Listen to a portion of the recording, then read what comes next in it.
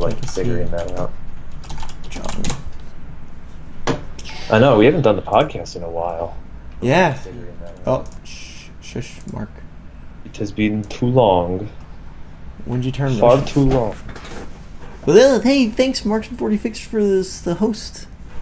Thanks. You ever met him in person? What a guy. Yeah, he's kind of like really full of himself, so. I know, God. Like, I'm pretty sure, like, he's compensating for his big wiener, you know? Hell yeah.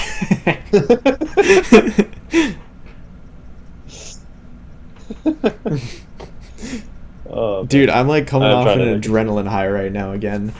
Brave Exvius has caused me more like adrenaline and fucking just like the most emotional moments in a long time over the span of like just a couple of days, dude. No, I've noticed. I watched you do it live. Fuck it, we'll do it live!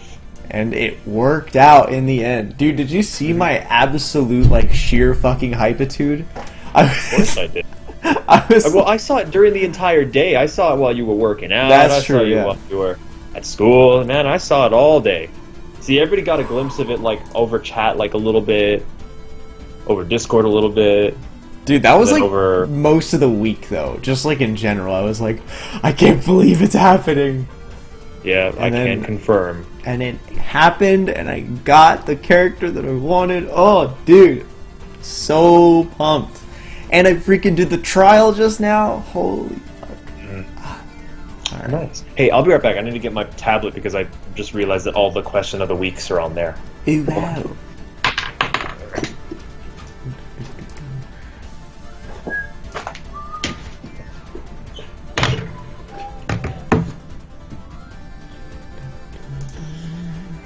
Didn't even know I was gone, did you? No. I didn't. Well, it's 9:02. We'll just do the intro, get that stuff out of the way. Hey, everybody, welcome to the MarkJon Podcast number. Oh, crap, I didn't change the number.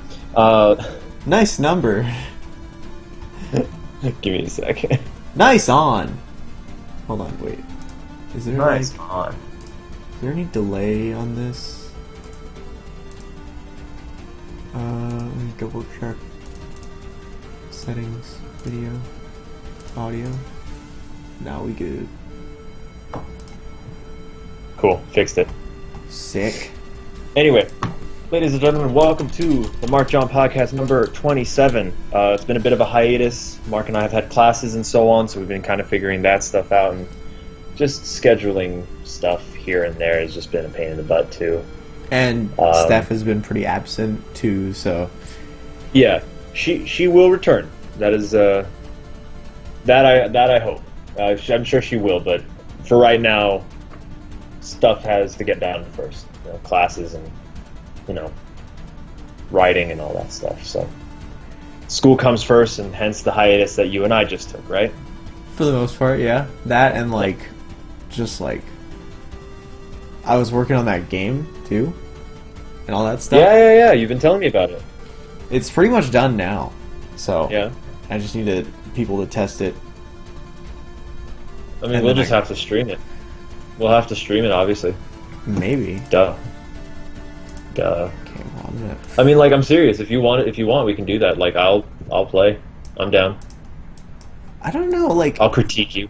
Yeah, that's why I wanted someone to play test it first, because I don't know how balanced it is. Sure. I've had people say it's really easy. Well, one person say it's like pretty easy, and then the other person I had play like say, "Holy shit, how do I even get past the second area?" So I'm like, what do I do?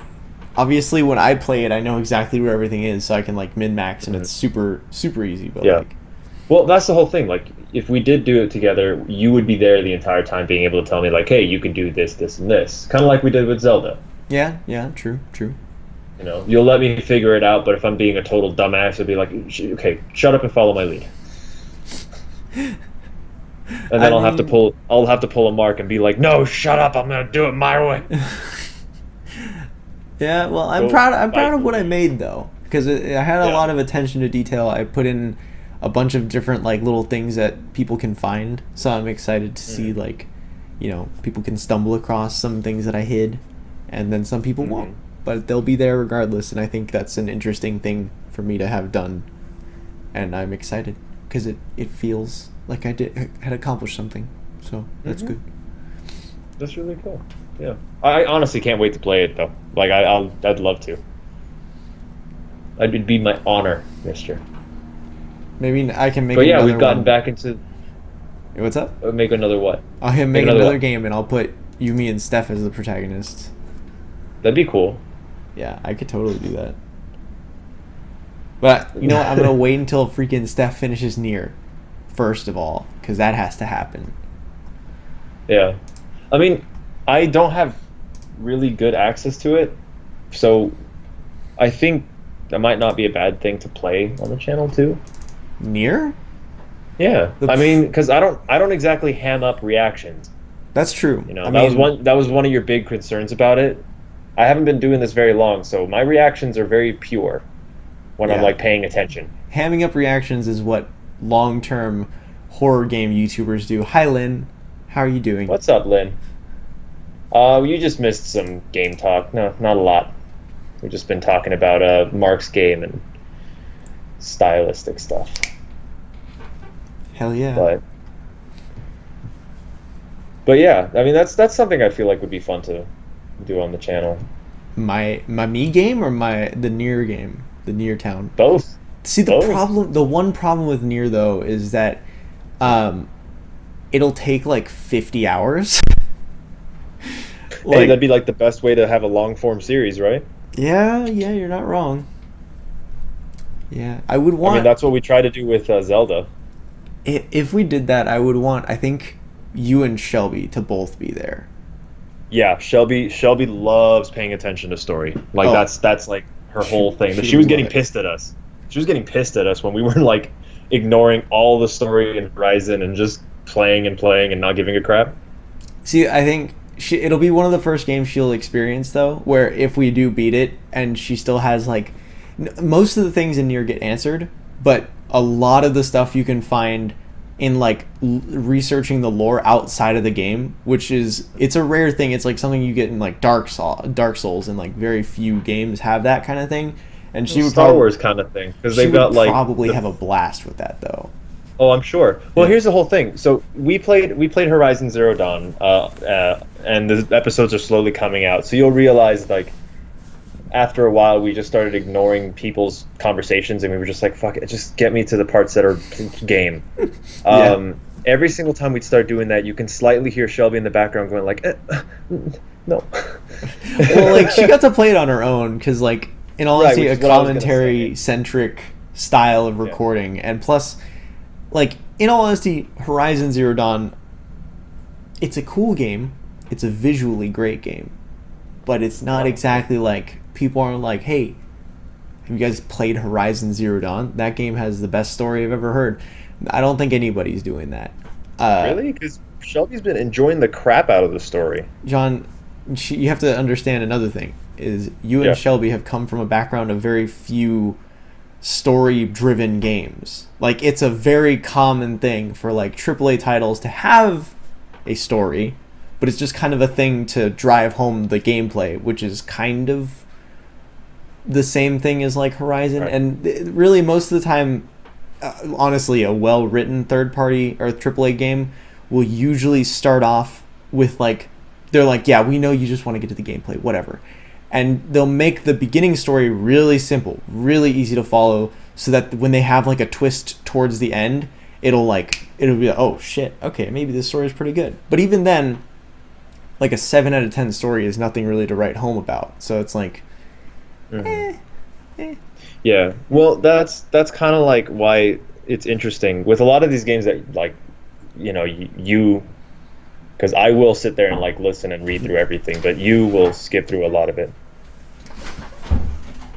I told them not to do that, but they did it anyway because it happens.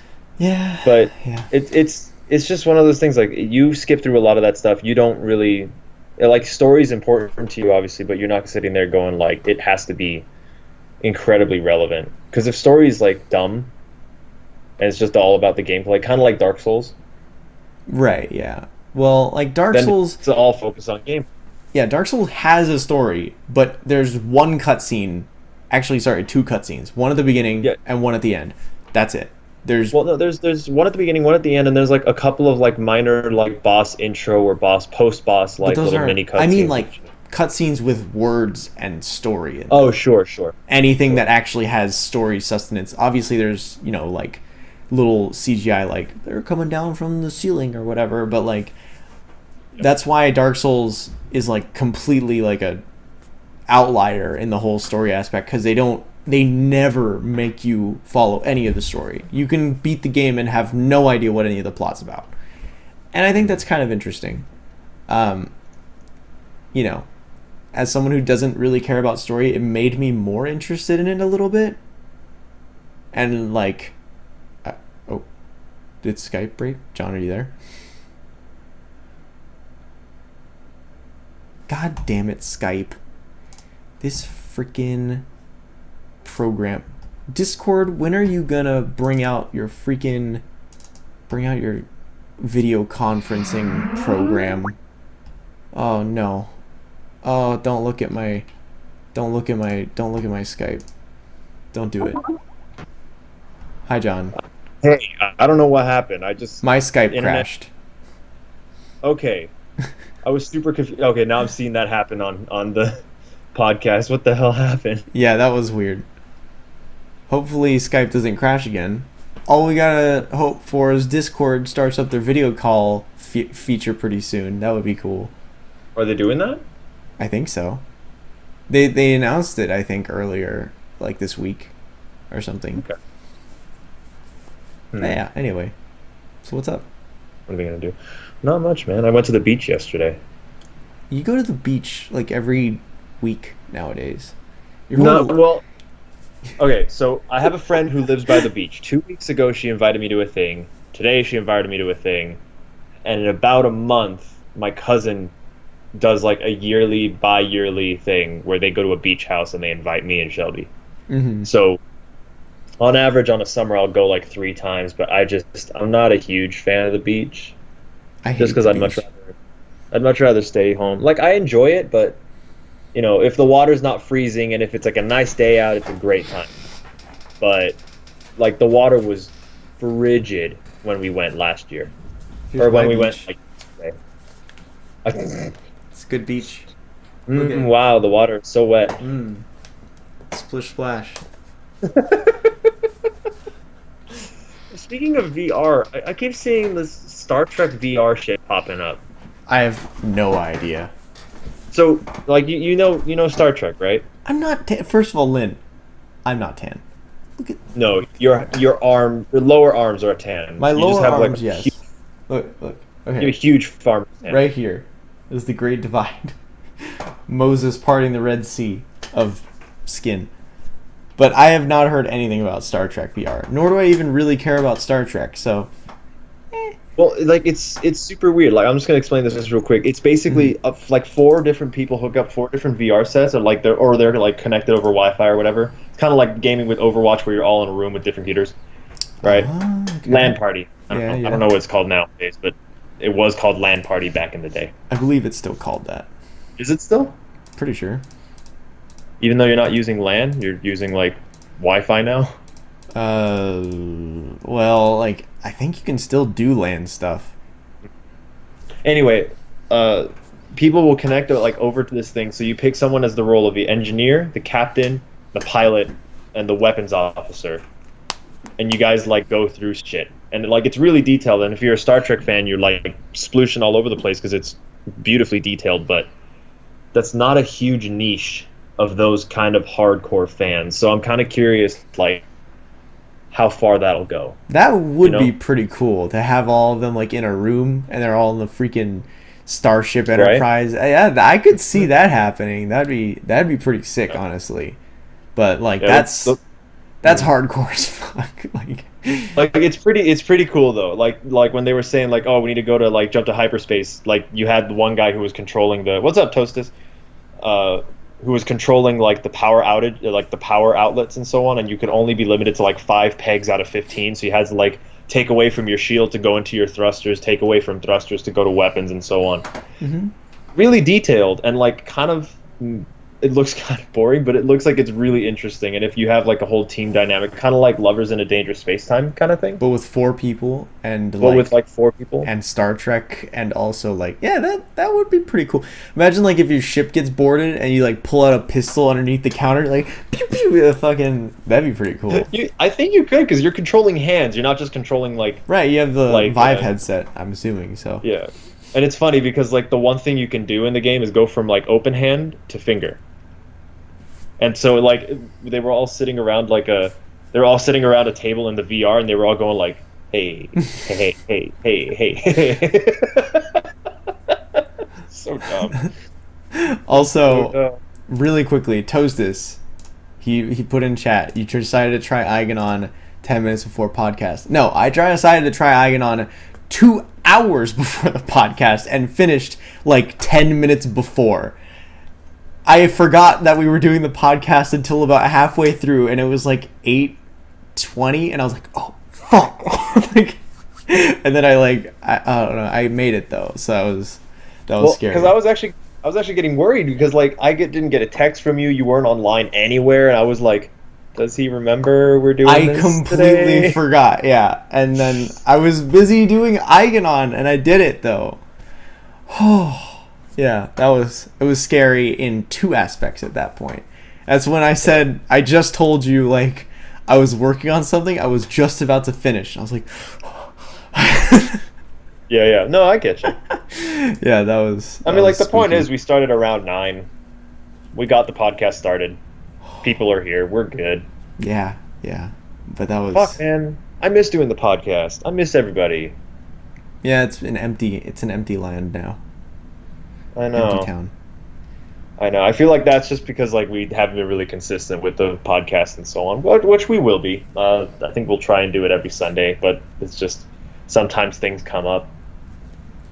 Yeah, Steph hopefully will be back soon. We don't know any specifics yet, but hopefully we'll get her back. Yeah. We'll definitely try and get some episodes out, because fuck, man, I miss playing Fury. Fury was fun, and I feel like that's a series that I don't feel like would be okay to like continue without Steph, you know? Yeah. You know. Anyway, I digress. I digest. But yeah, there's like a lot of VR stuff that I'm like interested in doing. The Rick and Morty VR, which, speaking of which, the new episode came out I think like an hour ago. I haven't checked it out yet. I'm gonna watch it tonight. Oh, the Rick and Morty VR. Oh, the VR one or the episode? Well, new episodes tonight, but the VR has been out for a while, for a couple months now. I thought they had like an episodic fucking like Telltale thing. I was like, what? Like, No. Okay. No, I feel like Dan Harmon and those producers and so on are not the kind of people who will just put out like that episodic thing, because I think that shit's a cop out. I hate episodic stuff like that. I mean, it could work, but I don't understand why they do it. I guess they want to get to market faster, but then you're like paying for 1/5 of a game, and then you're like, why? You know? Mm-hmm. Well, like at least like kind of like with Zelda, that you have like the whole game, and then you've got 2 batches of DLC. One of them is just kind of like, here's some extra stuff to do, and then the final part's like an epilogue kind of thing. Right. But at least with that, it's like an attached at the end. Like same thing with Horizon Zero Dawn. The DLC is going to be attached at the end. Well, you know? DLC and these episodic things are completely different, because DLC is like, here's your game, now here's some more game. These are like, here's 1/5 of your game. Yeah. Now let me sell you the next 5th of your game. Yeah. Well, I just think it's so dumb, because I was watching through, I think it was Telltale's Guardians of the Galaxy series. Like, they're on episode 2 or 3 right now. I forget which one. They've gotten everything. They have every IP on Earth. They'll make money on it, man. They'll make money on it. What's up, Cab Ali? It takes place in a courtroom and is balls to the walls. Oh, yeah, I played that. That game, Accounting VR. Oh, yes, I've seen that one, where you can just like... That game is insane. And I played it all the way through. Yeah. And it was like you were in a Rick and Morty episode. Also, hi, Kabali. How's it going? Kabali, is that what I'm saying? Cab. Ollie. Cab Ali. Yeah. Wow. Cab Ali. I'm sorry. I'm just new friends, new faces. I don't know. Oh. But I would love to. I would love to like try more VR stuff because we did that once where we had like a session where we literally played nothing but VR stuff. But it wasn't even like we didn't even record half of it. We were just trying it all out. Hey, Caboli, thank you for the follow. Thanks for the follow. Thank you for the follow. Yeah. But I don't know. I'd like to see more VR stuff where they get adventurous with that kind of stuff. The Star Trek one is really cool. The Rick and Morty one, as far as I understand, is really cool. Same with the accountant one. I've heard that one's fantastic. Yeah. There's just a lot of stuff that they could do with VR. That's just that they kind of do like again. They don't go all in with it. I'm gonna look at the top VR games right now. Let's see. Go Top for it, sellers. Obviously Rick and Morty VR. The next one is this game called Gorn, which it looks kind of cool, and I was thinking about picking it up, but it didn't seem like quite enough yet because it's early access. But basically, like, you're a gladiator. Oh, that looked so fun. I've actually seen some people play this game. It looks freaking hilarious. I might pick it up then, like maybe play it after the stream. That would be kind of cool. Then there's a box of toast. Greg, thank you for that host, mister. What's up, Greg? Thanks for the host. Then there's Arizona Sunshine, which is like a zombie survival game, I think. I don't really understand. And then there's Raw Data, which I hope to God they have updated this game because it's gorgeous. But there were so many problems with the actual combat. One of the biggest problems in the whole game, for me anyway, was you know how in VR, John, you've played VR. So like, you know how usually they disconnect the hand from your body so you can kind of move it around the world, right? Yeah. They made it in this game for some fucking reason that you can only reach out so far, and then your player model stops moving, but your hand might continue on. Mm-hmm. And it's just really jarring and weird. I don't know if they fixed that, but that bothered me a lot. And a lot of the combat was boring and imbalanced, and you just couldn't help but take damage, and it was Yeah. Interesting. So, yeah. And they have some Seriously, military though, sims. Yeah, what's up?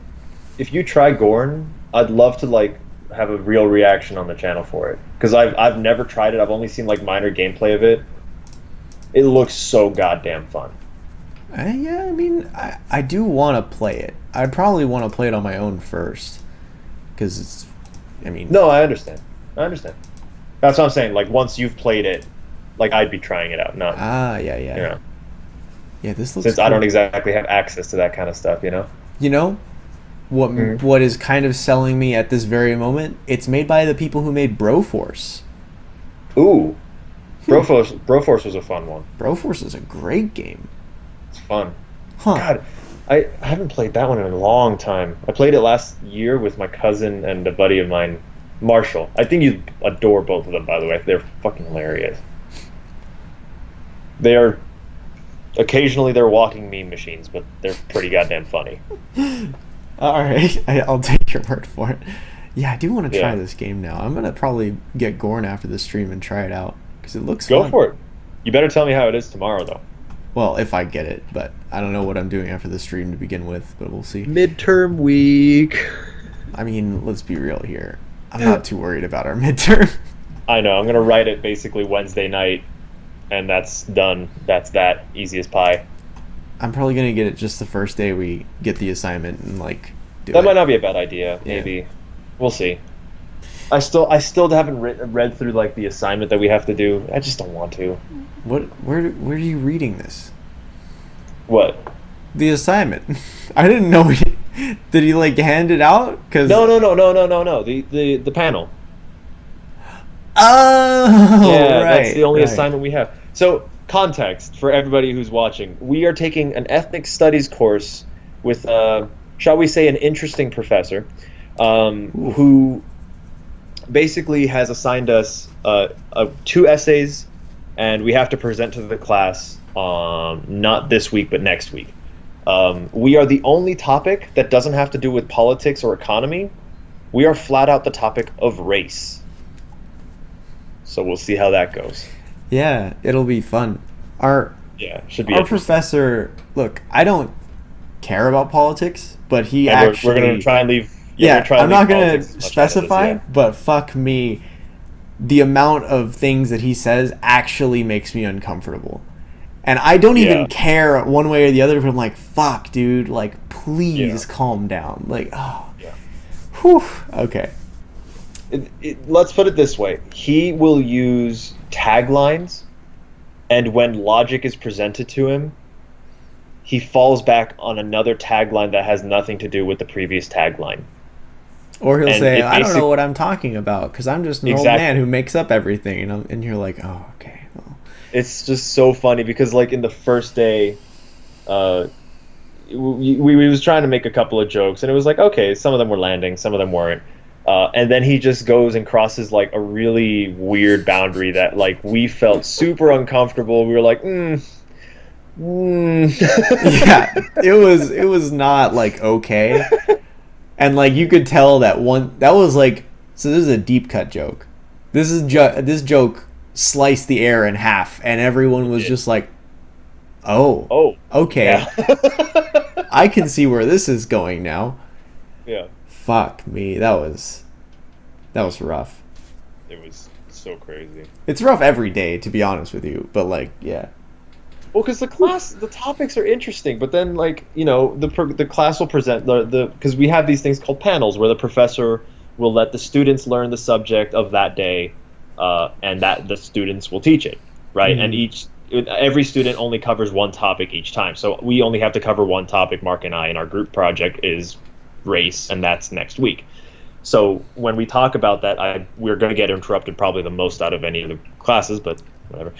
But this guy will bring up a question. He'll raise his hand and ask the panel a question when they say, does anybody have any questions?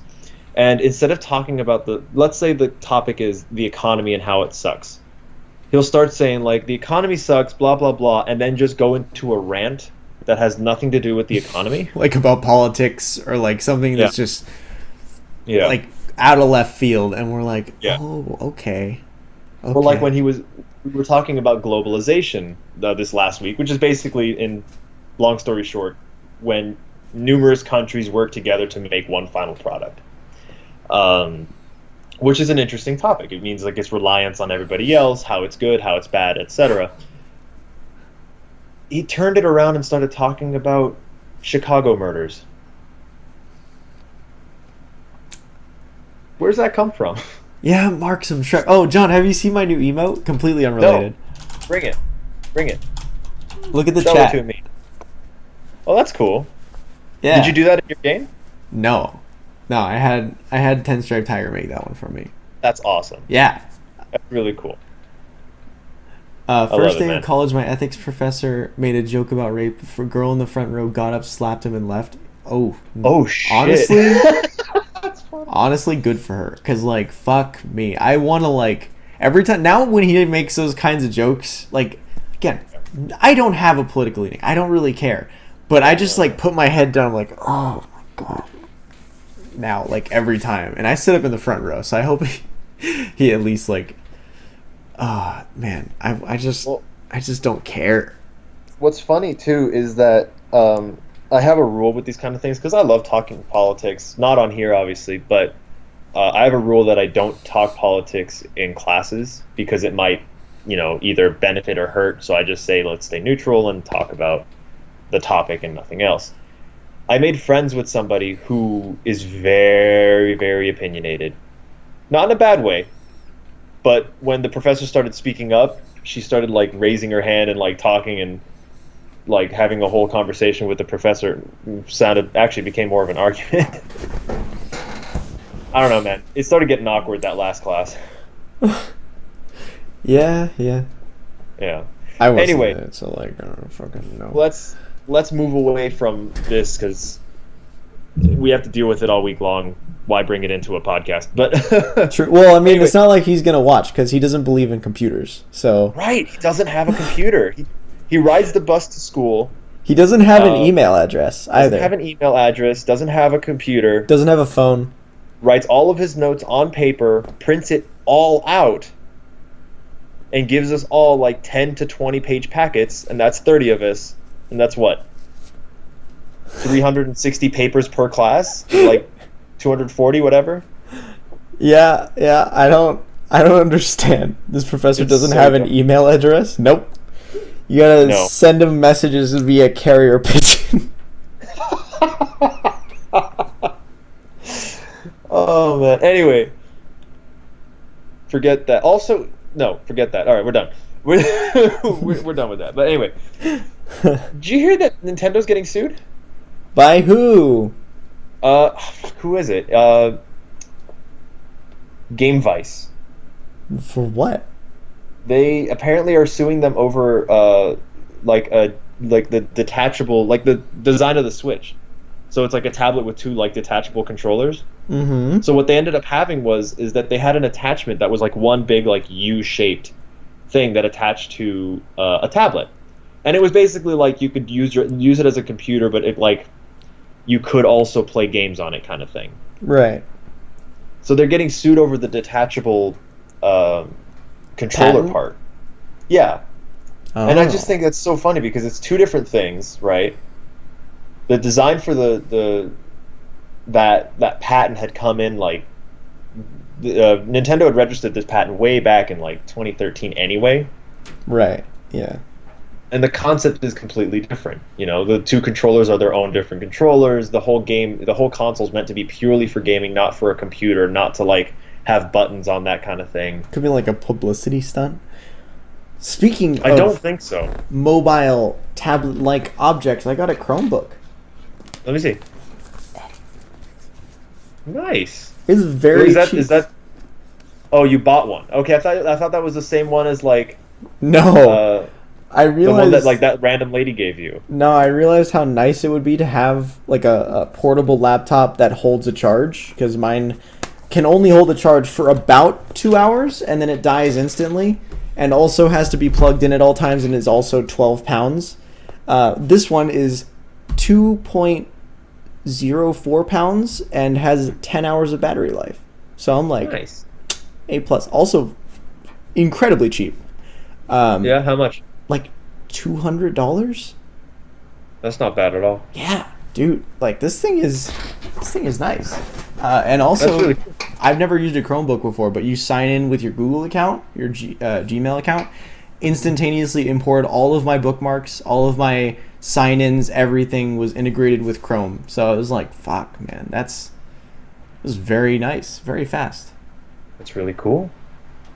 That's awesome. Yeah. But yeah, man, I will it play games? Probably not, but that's not what it's for. I know. I'm Yeah. purely for like working and so on and stuff.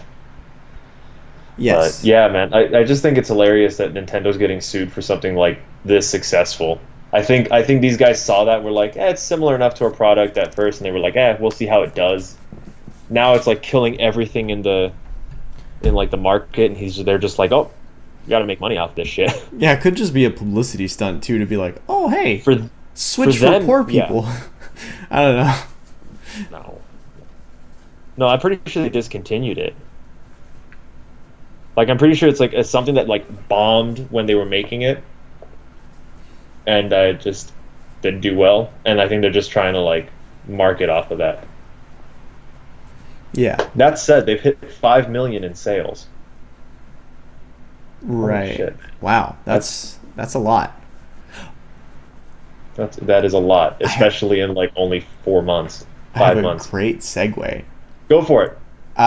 So speaking of high numbers of sales and gross profit, Brave Exvius is currently passed up Hearthstone for the amount of gross profit they've received this month. No kidding. Yeah. And that's impressive. And maybe it's because of the Nier. It is absolutely because of the Nier collab.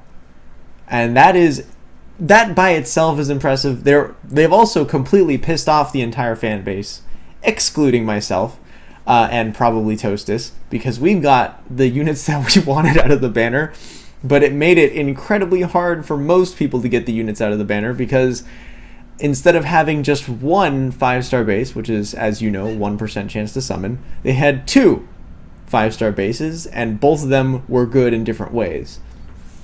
So people were upset about that, and also they also watered down the other unit that people wanted. Normally there's only one 4-star base. They added a second one to make it harder to pull the one that everyone wanted, and made the other one trash. I mean, that sounds just about right, though. That sounds like something that's very common. Yeah.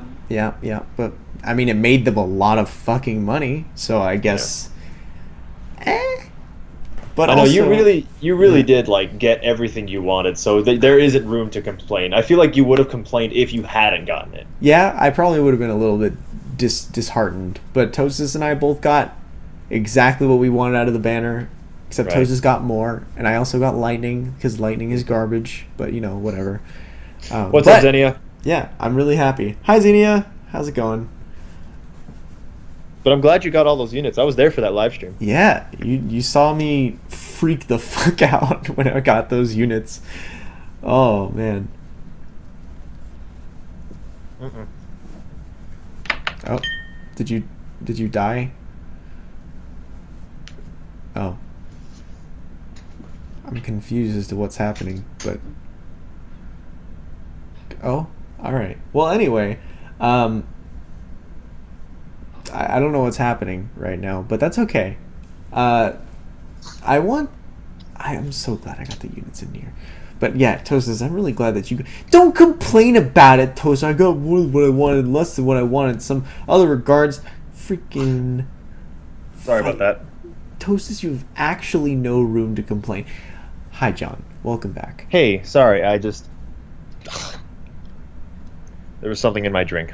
Ooh. Yeah, I need to clean my water bottle. I mean, I don't clean my water bottle that much, but I keep mine maintained, I need to get a new one, because this is gross. I'm actually not going to drink out of that water bottle anymore. I'm serious. Like, I took a sip, and there was a solid object in my drink, and I'm like, this is not supposed to be in my bottle of water. Yeah, that's fair. So I had to go spit that up now. But anyway, sorry about that. That's okay. Did I tell you about the time where I drank a caramel coffee? So I cracked open, I think it was like some premium like Rockstar caramel coffee. I got it because I was like, I'm coming home from the day, want to celebrate, get a nice like, delicious caramel drink. And I started drinking it, and then I didn't want to finish it because I don't remember why. Usually I finish my coffee, but like I put it in the fridge for some reason. And I was like, I guess I'll just finish the rest of it tomorrow. And then I take it out, and I take a first sip, right? And like barely any of it comes out. I was like, what the fuck is going on? It's a can, by the way, a can. So barely anything comes out.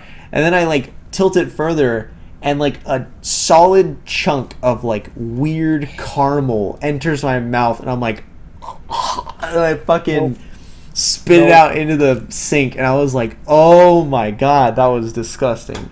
Oh god, gross. Oh, but for the longest time I couldn't eat. I still can't. I can't eat baby tomato or baby potatoes. Baby tomato potatoes? Baby potatoes. I cannot eat those little like mini potatoes because for some reason I tried to eat one whole. It was small, it was a little tiny thing. Yeah. And I just was like, oh, no. And just my body rejected it immediately. Toastus, I have heard of the Jolly Rancher story. That is a not okay story, and I don't think we can tell that one on stream. All right, well, you'll have to tell it to me tomorrow or something. I don't remember the exact story, but I remember what happened in it, and it's just like super not okay. Yeah. There was another time where I went to this breakfast place. I don't know why we kept going back there because I hated it. One time a fly went in my milk. That was disgusting. Oh, that's gross. And then another time I took a bite out of a scone, and inside of it was a dead spider. Dude, you know how much that traumatized me as a child? I didn't know if I could trust scones for the rest of my life. Every time I see a chocolate chip, I'm like, no. Okay, we're good. It's just chocolate. It's okay. It's fine. We're good. That's funny. You almost ate a screw? Oh, fuck. What the hell happened there? Or were you sitting there thinking like, oh, this is a nice French fry. Oh, let me eat this screw. Fuck, that sucks, dude. Yeah, I upgraded Danishes after that scone incident, so... Yeah. You're totally right. John, where do you rank scones in the pastries rankings? Not high. Yeah. Yeah, I'm with not you high on up that. there. Not very, yeah. Not a huge fan. It was lasagna? Oh, dude, what the fuck? A screw in a lasagna? Well, screw them. You know how it probably, like, the screw came loose in, like, a pot they were using or a pan they were using? And Probably. And it probably yeah. was, yeah. That's probably exactly what it was. Oh, I saw Dunkirk today. Oh, yeah. How did you like that one? Pretty goddamn good. I was pretty emotionally invested in it, and Shelby, not so much. But we thought it was good. I love the crap out of it. But one problem with Christopher Nolan movies, he's terrible at dialogue. So what do? Take out the dialogue. Yeah, there was very little dialogue for sure. But the dialogue that was there was effective. And Yeah. that's Yeah. a good experiment for him. They didn't really need to do much dialogue. It was pretty self-explanatory. But the one thing I guess we can talk about, it's not really a spoiler, but you know how they kind of set up that like 1 week, 1 day, 1 hour thing? They completely threw it out the window like halfway through the movie. Like that was just gone. Yeah. Like I thought that was going to be like a pervasive theme, and I was like, oh, that's kind of interesting how they're probably all going to line up. But the stuff in the planes, definitely not an hour. It was like from midday to like nighttime in that time. I don't think that makes sense, but that's okay. Still, really well shot, well executed movie. Yeah. And it was pretty good. It's worth watching. It's like an 8 out of 10, I'd say. I'd put it around there. That's a good call. 8 out of 10. It's I mean, definitely I gave gonna get like awards and stuff. Yeah. Well, I gave Inception and Interstellar like 9.5 or 10s. You know, like those were fantastic films. But I didn't see Interstellar. I saw Inception though. Interstellar is. It's a movie that's a 9 out of 10. And it's a 9 out of 10 because its dialogue is dumb. I don't like it. Like I love the story. I love the science behind it. Apparently, like it's one of the most accurate like science fiction films in a long time. Like, but with a bunch of scientists backing it and so on. Yeah, I'm watching the chat too. It's ridiculous. What's happening? But it's like incredibly accurate. So if you ever want to borrow it, I have the DVD of it here. Maybe. If you ever want to come over and we can watch it or something, if you're curious enough. What the fuck is happening? I don't know. I don't question it. We're paying attention. Go on. Yeah, it's good. Yeah. I mean, the dialogue is cheesy. You're gonna definitely like have 2 or 3 moments if you watch Interstellar with me where you're just like, "This is dumb. This is so dumb." You want me to tell you the line that makes it dumb? Go for it. Love transcends dimensions. Oh, I heard that one. I think. Yeah. They say it. I think they say it twice in the film. Oof. They say that twice, and then there's another line where it's dumb. And there's only 3 lines in a movie that's very dialogue heavy that like makes the film just go like, God damn it. But it's like because he love takes a transcends lot of dimensions, John. Everyone knows that. So dumb, dude. Like anyway. Yeah, I don't know how Dark Tower is. Like I wanted to see that, but everybody's trashing on it, so I'm like kind of dissuaded for that reason. Like I heard it's pretty good. Yeah. But I've also heard like really bad things about it too. I've only So I heard you were what's up? Go. You go. I was gonna move on to a different topic. Go ahead. Oh yeah, I don't have much to say about Dark Tower, but like I watched a YouTuber Boogie2988 who said he was a huge fan of the book series, and he said he wanted to see it adapted into the movie. Also, he had his gastric bypass surgery. Good for him. I hope he does well. I've been keeping an eye on that because he's a great guy.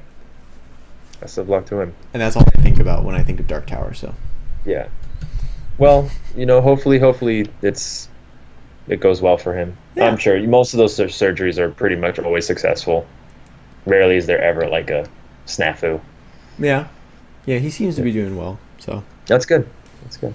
Fuck, dude. I was gonna go see my favorite band perform in October. You wanna know what happened like in the last 3 months? the 2 more members left. 2 more members left. The bassist left in May, and then last week, the drummer left. What band is it, John? Mute Math.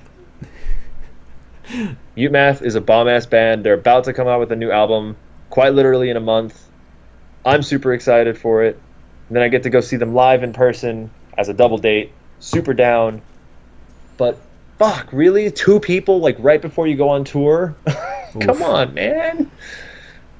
Well, hopefully, like now I've seen them both live, like with the 3 members still there, and now with only the 1 member left. Like, hopefully the show compares well. We'll find out. Yeah. Oh, real quickly to answer Toast's question, he said he really likes the books and he was gonna see the movie. He did not give his opinion on the movie yet, as far as I'm aware. Okay. For Boogie, I just saw him mention like, oh yeah, he did like an Audible thing, and he was like, yeah, you can pick up Dark Tower because the movie's coming out, and I really like this book series, and I don't know how. I hope to see the movie when it comes out. Blah blah. And I was like, oh okay. Yeah. Oh, hi Shelby. What's up, Shelby? What's up, Shelby? Well, yeah, Shelby, you can sound it off on what she thought of Dunkirk. We were talking about that earlier. But fuck, dude, I have you played a lot of Overwatch lately or no? Me? No, I haven't even touched it. Okay, I was curious about Doomfist. I don't know that character came out. I don't like him. No? His character is generic. I didn't see his character being interesting whatsoever. He's kind of fun to play, but isn't versatile enough to be like viable. His kit is very like one-sided. Like you can just kind of either one-hit kill people or not kill them at all, and that's kind of all he can do. And he like, oh, you get health or shields by punching people, but like so little that it doesn't fucking matter. Kind of a boring unit in my opinion. As someone who plays and wanted like a melee focused character, I thought that's what we were gonna get, but not even really close, which kind of sucks. But well. Is Overwatch slowing down as far as like players and everything, or no? I don't think so. I mean, I think they're still going strong. It's just I think some of the more hardcore people are kind of falling off the boat. The people who don't play it every day, but people who still enjoy like first-person shooters are probably going to try to find the next big thing. That's what I'm doing. I'm bored of Overwatch. I can't see any reason to go back to it right now. They're like, oh, the summer games.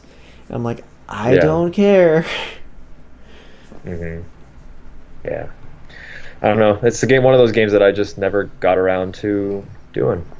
Like I was always told go play it, but it just never really, dragged me in. Fortnite, however, looks phenomenal.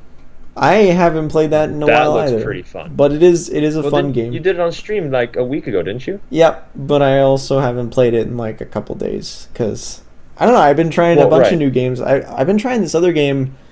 It's an old one from like 2006 on the Xbox 360 called Vanquish. I've heard of it. Fucking crazy game where you have a power suit. It's all super over the top. Also made by Platinum Wait, are you sliding Games. on your knees? Yeah, dude. Yeah, okay. You just slide around in slow-mo, blowing people's heads off. That looks so fun. It's so dumb and fun. I just enjoy playing it. It's stupid. The lines are dumb. Like a big spider monster comes out of the ground, and then one of the gruff military guys like, looks like I'm gonna need a bigger gun. You're like, fuck it. It's just dumb and great. I love it. But yeah. I love games that are cheesy over the top. Fuck, that was Bayonetta 2. Bayonetta 2 was cheesy over the top. But this is like a parody of like the same like Call of Duty, like all those, same first person shootery games. It's just a great like parody of that kind of stuff. I love it. Yeah. I feel like that's what Platinum Games does. That's just what they do. They do a great job at it. They do a phenomenal job at it. But like Bayonetta was one of those games that like you just watch some of the cinematics and you're just like this is so goddamn over the top. dumb. What was that video that we had posted on? Somebody had posted on the Discord. It's time to go vroom. It's fucking stupid. I love it. I showed that to my dad, and he had like no words to say to it. Because my dad rides motorcycles, and he's just sitting there like, "That's so dumb." And I'm like, "Dad, you must say this next time you're at a motorcycle bar. Yeah. When you go there, you must get on your motorcycle. You must yell at Stick the your top of middle your lungs. finger into the keyhole. Go, it's time to go vroom in a terrible British accent. Yeah. You saying it just makes me laugh even harder. Oh my god, it was so dumb. Oh, I lost my shit over it. But like the second game kind of like took a lot lighter of a tone. It was just interesting. Speaking of like sequels, do you think there's like any ungraceful sequels? Because there's definitely like a lot of games that like follow up their game, like original game with something great. You know, Bayonetta is one of those examples where their first game was great, and their second game, while it was like a little more cheesy, they improved on the combat. They gave it a little more content, that kind of stuff. Mm-hmm. Otherwise, but there's like other sequels that are just kind of mediocre or to piss poor, you know? Yeah, and I can think of one. Go for it. Homefront and Homefront 2. Okay. Both of them are trash. Right. The beginning of Homefront 2 was like super cool and engaging, and I was like, oh, this has a lot of potential. It's basically like you're in like these alleyways, and then like the Chinese soldiers are like scanning everybody and shit, and you're like, oh, this is neat. This has some potential, and you're like doing some back alley operations. I was like, man, this could be like some Deus Ex shit where you're like sneaking around in these like slums and like taking care of missions. After the first like 20 minutes, they just put you in an open world, and that's it. You just kind of wander around and shoot people. Yeah. No nuance, no intrigue. It's like just bad Far Cry. I was like, this is stupid. That's dumb. That sucks. Again, Nintendo file, but I can't help but think of Paper Mario. Oh, which had like a really good. You watched Steph play through The Pit of 100 Trials on the 1,000 Year Door, which is the best game out of the bunch. I played 1,000 Year Door as well. 1,000 Year Door is a phenomenal game. After that, they played a game. They tried to like cater into like the Wii's motion controls, and that's fine. It wasn't great, but it wasn't bad. Every game after that was involving Paper Mario was pretty much awful. Yeah, it's super sad. Like, it's not like it's bad. Like, I have the Wii U one, the Color Splash, whatever. I think that's what it's called. Like, I've played for it for like 5-10 hours or something like that. It's just not the same. They try to go back to like the roots and so on, but they just don't do it right, you know. That's kind of like why I like the fact that they did Breath of the Wild, because it was such a good step in the right direction. Yeah. For like their franchise, and hopefully they do the same thing for Mario when Odyssey comes out, for Fire Emblem when the new game comes out, not Warriors, but the actual Fire Emblem game. Metroid Prime, you know, like if they do all of those things correctly, then I will be happy with any like Paper Mario game they put out after that, because the one they put out was not great. In all honesty, they just need to remake a new Metroid that's good. They don't need to do anything crazy with it, because people just want a good Metroid. That's all they want. Yeah, well, that's my point. Like, the whole point is that they've been listening. Yeah. Right? They've actually like put the effort into it. Come on, but Zelda? They didn't listen to people. They just kind of did their thing. In a way, but like they patched a lot of the errors that, like, you know, people had complaints about. They've given DLC that people like really wanted, and it's fairly priced for, you know, how much it is. You know, like how much content there will be. Granted, I'll only be able to like know once the winter DLC comes out, but we'll find out. But it's I really do hope that they don't botch this Switch, because they can do so many good things with like Metroid Prime, with all of their IPs. They could do so many good things. but we'll see. I mean, shit, they're making a Kirby game on there, the new one. Dude, if I got a Switch, that might be like one of the things that I want to play. Because I love Kirby. I miss Kirby. It looks great. Yeah. They had a 4-player component, I think. So, like, if you wanted to, like, we could play that game together on the channel once it comes out. Because it comes out next year. That would be a game that I would definitely at least play through once on my own. Because, like, that's just... Yeah. No, I understand. Fucking... It's in here somewhere. I have a Naruto game in here, too. I don't know where it's at. But I have a Kirby game in here somewhere. I'm not going to try and find it because it's loud. But I do have one in there. I also have some weird, terrible Naruto game from, like, many years ago. Oh, I used to love those games, man. Like, my cousin had a Wii, and he got, like, all those, like, anime-ass games. He got, like, the Naruto, I think it was, what was it called? I can't remember. It was something Ninja Storm 2, that's what it was. And it was just so much fun playing that shit.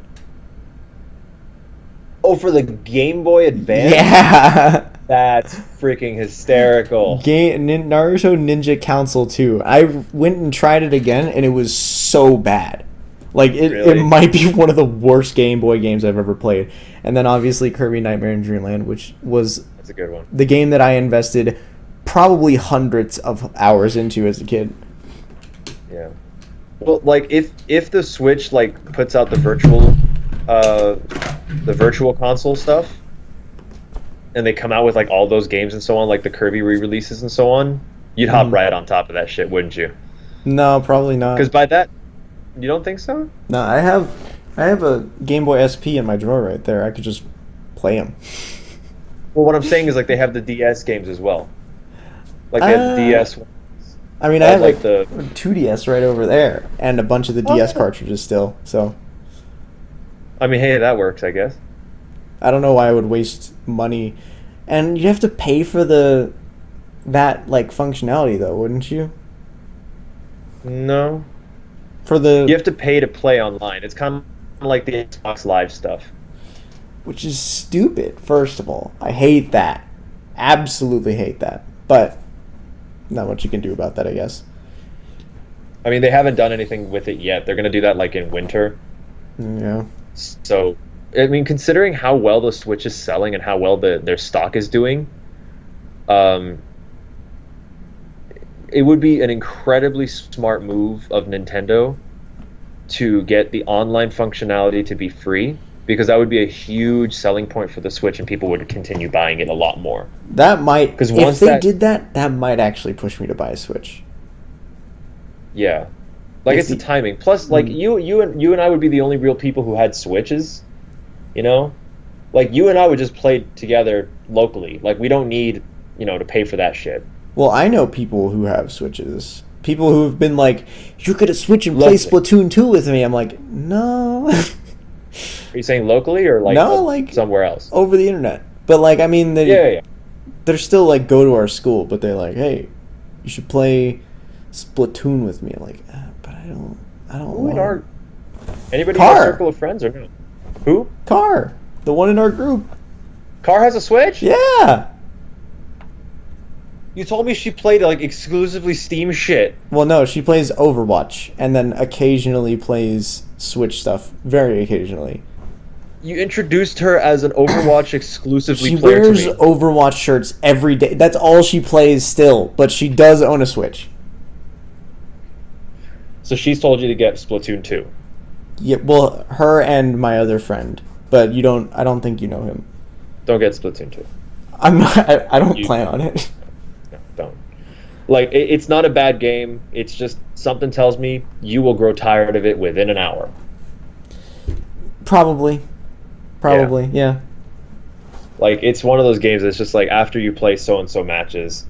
Like, with Overwatch, it varies. There's a huge variance in each different character, each different team dynamic and everything. But with Splatoon, there's, like, 5, maybe 10 different ways to play. I mean, even after a certain point in Overwatch, you've seen it all. Right. Yeah. So I'm Well, like, but because you've played so much of it, though, like you do eventually start Yeah. seeing everything, and you're just like, oh, it's another one of these matches. Oh, it's another one of these. yeah, exactly. But yeah, hey, I heard you started trying to like try out Fire Emblem Heroes again. I downloaded it, Yeah. watched the tutorial again, and then I saw the anime girls saying, "Hey, you're the chosen one," and then I was like, I can't do this right now, and I deleted the game again. You deleted it again? Yeah, I deleted it again. Christ, man. I don't know, dude. You have but, to like, get past the dumb shit. You get past the dumb shit, it gets better. the anime girls that were taking up 90% of my screen were saying differently, John. They don't do that. Like, once you start playing the game and you ignore the story, they don't do that. I know, but it required me to get through the first part. I wanted to do a summon again, and then they were like, "Hey, you should make a Nintendo ID," and I was like, "Nah." You don't have to. Yeah, but I don't. So much work, dude. So much work. I don't want to download it again, but I might. Oh my god. I might play Ori. I have Ori downloaded, and I do want to play it. Wait, don't do it without me. Ori and the Blind Forest? I wanna John, play you it. can't reserve every game I own to play on the Everything. channel. I want to play Gorn. I want to play it on the channel. I want to play Ori. You should play it on the channel. You should play freaking Switch games on the channel. I want to games. I would do Fine, Ori. play it. Ori would be a game that I would stream on my own for sure. Go for it. Yeah. Mark, play Rain World. So much work. Play Inside. Inside is okay. Do I own Inside? Like, there's like a 30% chance that I own Inside. Inside. I do! We should make Shelby play that. Inside? Yes. Absolutely. It's a good game. You and I already know what happens in it. Shelby doesn't. I feel like she would appreciate it a lot. It's not a long game, too. What is it, like 3 hours tops? I think it was like four or five, but I could be wrong. It kind of depends on how long you take for puzzles. That's true. Make John play Rain World on the channel instead of Ori, but Rain World is like a very frustrating game. Inside is great. Inside is great. I mean, I've seen Inside. I've seen a full playthrough of it. It looks okay. I think Limbo is far better. I've never played it. Limbo is wonderful. Just as like a concept, it's more. I think it's personally more impactful. I actually kind of prefer the art style of Limbo as well, even though they're very, very similar. Yeah. Yeah, Limbo just had a different feel to it. So, Yeah. personally, I liked it better. Hey, Mark. Nightmares. Yeah, Little Nightmares looks amazing. Little Nightmares looks so played it. good. It's like it almost looks like a Tim Burton film gone wrong. Okay. Honestly, you should actually. I can put up a video of Little Nightmares.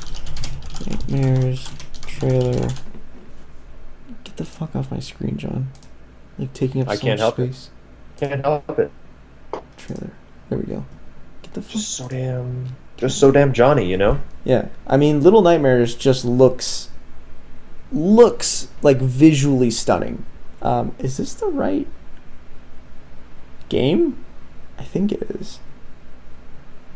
Oh yeah, it is. So like, it's creepy in all the best ways. Like, the characters look like a weird claymation style, and the main character is like, it's a very tangible world, almost like a Little Big Planet-esque sort of feel. Is this the right fucking trailer? Because it's not showing anything, but maybe. Let's skip ahead a little bit. Oh, here we go. So yeah, you got this whole large world, small kid type of thing, and you have this like very, very tangible world where everything has a very physical presence. Like, things move as you continue on past them, and like, you get this really neat effects. It's just a fucking pretty game, just very beautiful. Interesting.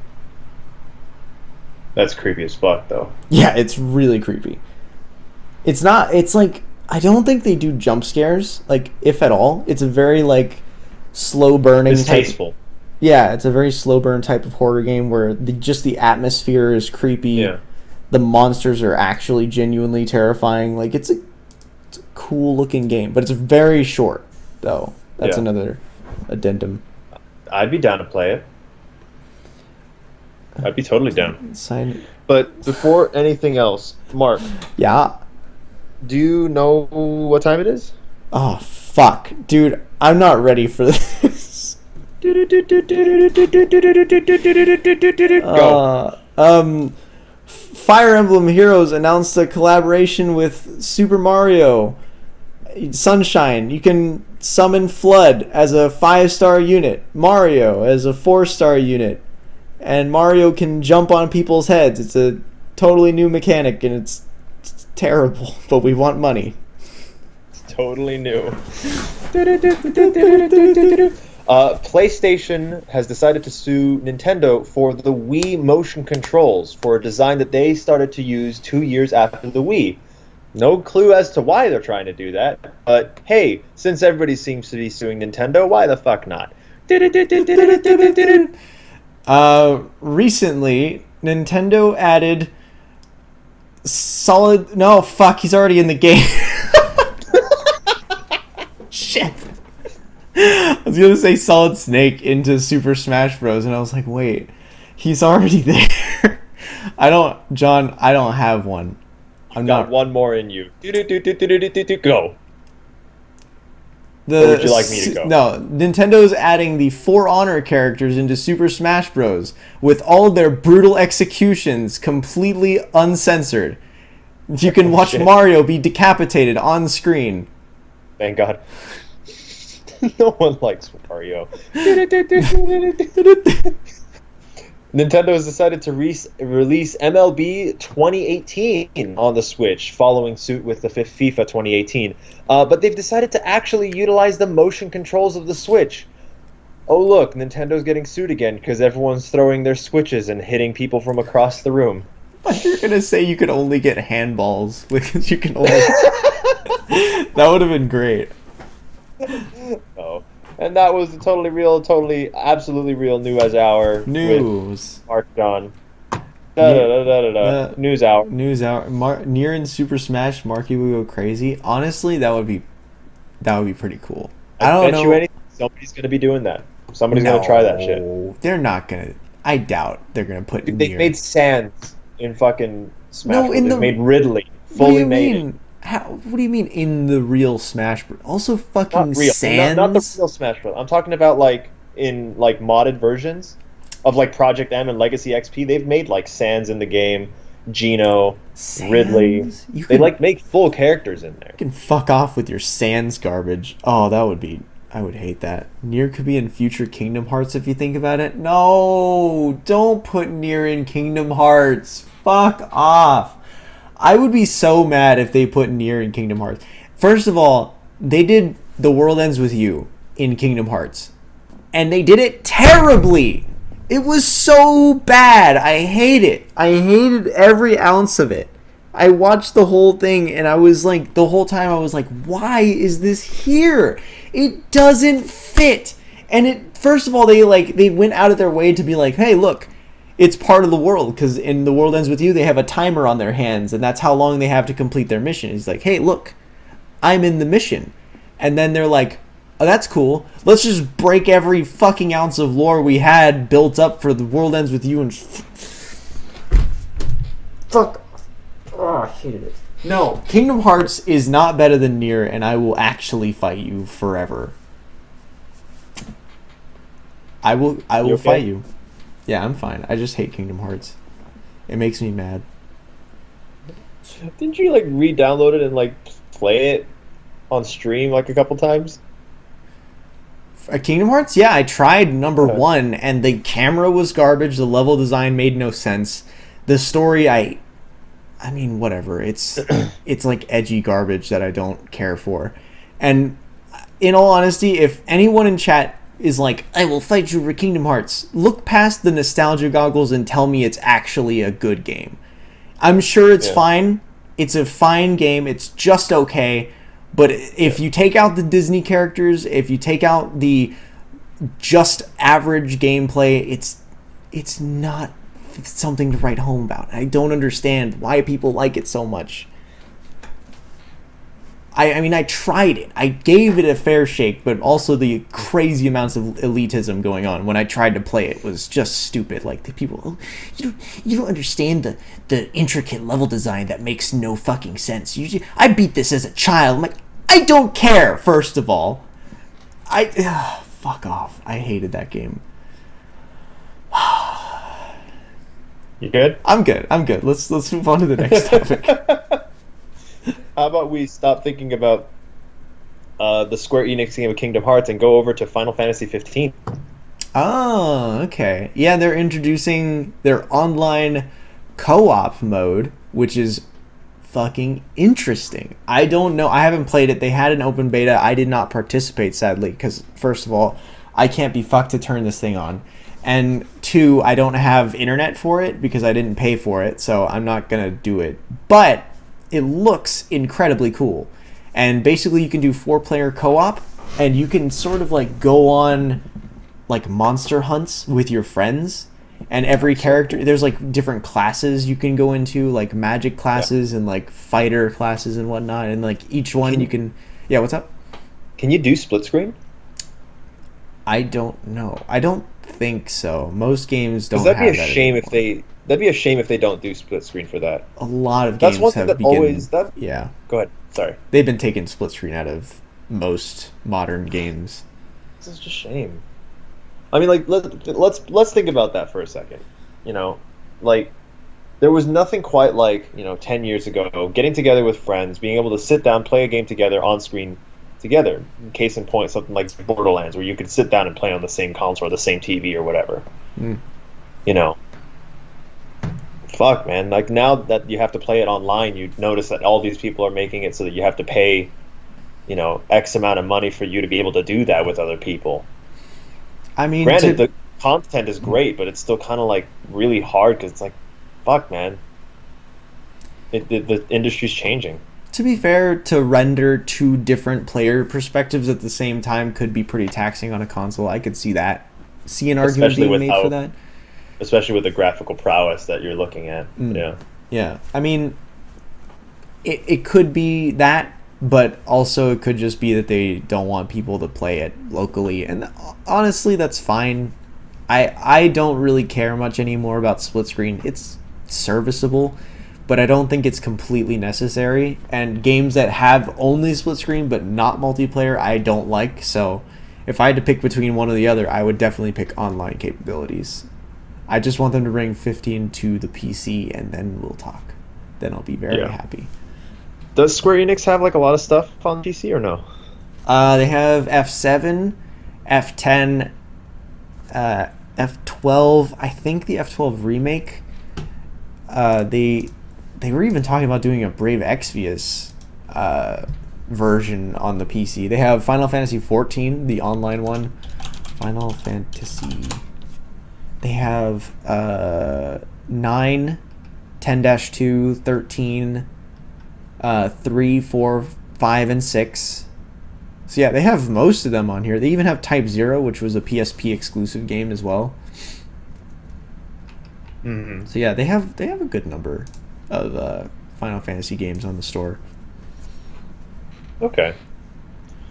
Well, I mean, like, if they did bring it to the store, like, that would be, like, one driving factor for me to want to get, like, a good PC. Because that's one game that I've always wanted to, like, play. Yeah. And especially if, like, multiplayer comes out. Oh, that would be... I'd be so down to do that with you, man. That would be really fun. Like, Monster Hunter, but with good combat? Fuck, dude. I have strong opinions about action platformer, or action games in general, where they, like, you have a dodge roll. But not really, because it's bad and you should never use it. And I'm like, well, I mean, then I'm not going to ever use your video game, so sorry. Jotun's a good example of that. Titan Souls did it well. Terrible dodge roll. Yeah, you're right. Titan Souls did do it well. Mm. That's a good game. I beat it in like 2 hours. 2 hours. Yeah. I could have beaten it and refunded the game, but I was like, nah, that's fucking shady as fuck. I feel like it'd be enjoyable to see me get mad at that game. Because when I did play it with Steph like a year and a half ago, I was getting super annoyed at it. It has a similar feel to like a Fury, but that game is much more of like a puzzle where you solve a puzzle and then that's like you just win. Whereas Fury, you solve the puzzle and then you have to have the mechanical skill to pull off how you solve the puzzle in a boss fight. But Fury is just straight up like fucking straight up skill. Fight. Yeah. God, I want to play that again. I really do miss that game. Yeah. Like a whole lot. It's a fun game. Anyway, what else do we got? Speaking of multiplayer, No Man's Sky decided to drop a multiplayer surprise on everybody. Oh yes, people are very. Even though you can only see up to 15, people at a time, and you can't interact with each other's stuff yet. But hey, it exists. Yay! You can finally see each other somewhat. See, I think at this point, because they released the game around last year, around this time, right? Uh-huh. If the game had come out as it is now, it would have gotten flack, but at the same time, it wouldn't have dropped off as much as it did. Yeah. True. Like, it's just one of those things. Xenia, I feel ya. I want to stream as well, and I need to figure out, like, a good setup for that. But it'd be mostly Nintendo stuff, and I'd probably be just doing some like quick playthrough of random crap. But I do want to get through those. I want to do that. Oh fuck! You know what I saw the other day? Sorry, I'll get back to the No Man's Sky in a second. But a GameCube HDMI adapter. Mm-hmm. Yeah, so you plug it into the AVI thing, and instead of like using the AVI cord, you use a HDMI cord or HDMI thing. Let me look it up. It is absolutely a thing that like they showed it and it actually does show a lot more detail and everything. It's really cool. GameCube HDMI. Do you guys want to watch John stream because I'm shitting on Kingdom Hearts? I can't stand Kingdom Hearts. It makes me so mad. I mean, it's not for everyone. I mean, I never got around to playing it. It's not for people who played games in the current generation. John will do Kingdom Hearts justice. I've never even played it though. Like, I'll ruin it for anybody who's watching. John, I feel like honestly you would probably hate Kingdom Hearts 1. Yeah. I would be shocked if you played this game in the modern day with nobody guiding you and somehow enjoyed the game. I might send you to a hospital, John. I don't think it'd be that bad because I absolutely adore games from the 2000 to 2010. Like that window of time for me was like video game heaven. So I don't think I'd have a lot of problems with Kingdom Hearts just because I don't think I'd mind it just because I'm used to that kind of game. That's what I play all the time. I don't try new shit, unfortunately. Like, the only new games that I really have experience with are Breath of the Wild, Mario Kart 8, Horizon Zero Dawn. That's, like, the extent of, like, my new game experiences. See, but John, I'll give credit where credit is due. The games of that period, for the most part, in, like, the Nintendo era, the ones that were made by Nintendo, were games that were designed by people with common sense. Okay. They didn't throw random objects throughout the level and call it level design. And then they also didn't create a large number of fanboys who are fervently defending it in your chat while you attempt to figure out the mental spaghetti that has been thrown upon the screen in front of me by the developers of the late 2000s or early 2000s generation. Yeah. Woo! You have such a problem with this game. Honestly, every time we bring it up, I can feel your heartbeat from across. I can feel it from 40 miles away.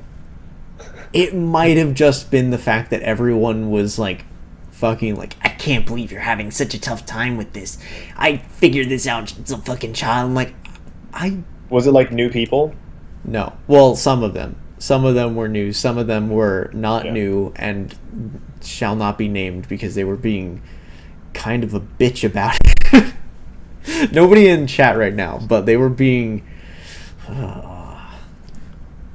But to answer everybody, I would love to start streaming. I just need to figure out a good setup for every one of my systems. I need to basically be able to do HDMI on all 4 of my systems. 5 of my systems. Right. Because right now I have like AVI components and that's it. And that's not great. You can do it though. Especially, I could, but I'd have to get, I think it's an Elgato, right? Yeah. Yes. I'd have to like invest money to do it. With the setup that I have now, I can't do that. Right, yeah.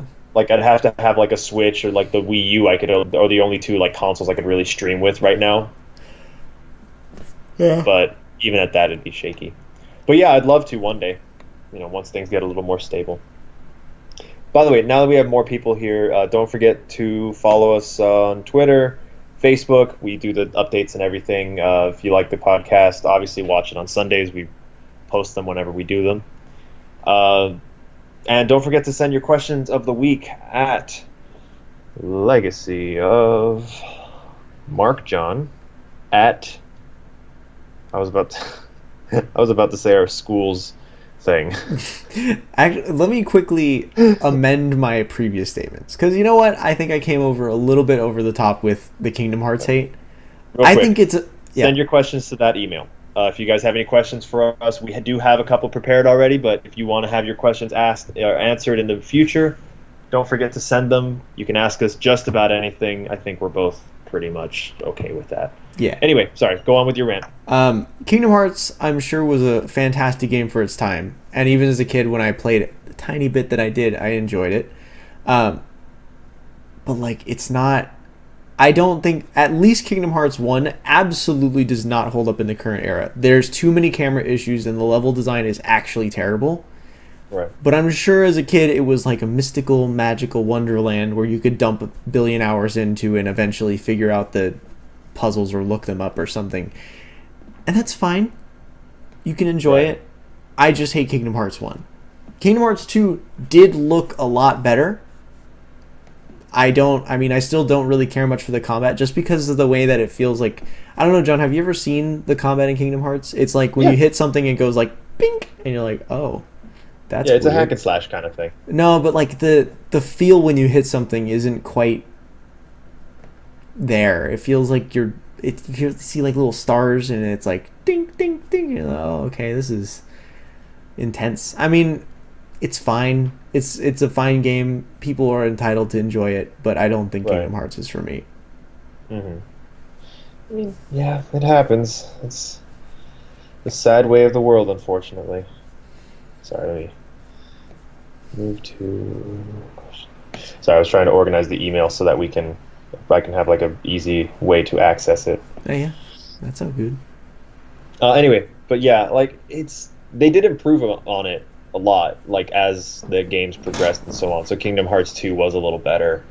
2.8 was a step in the right direction, although it wasn't really changed too much. So hopefully Kingdom Hearts 3, they kind of listened. That's the whole point. Like, if once a company listens and they actually make the improvement based on like the complaints of previous games and so on, that's when I'm like impressed with that company, you know? Yeah.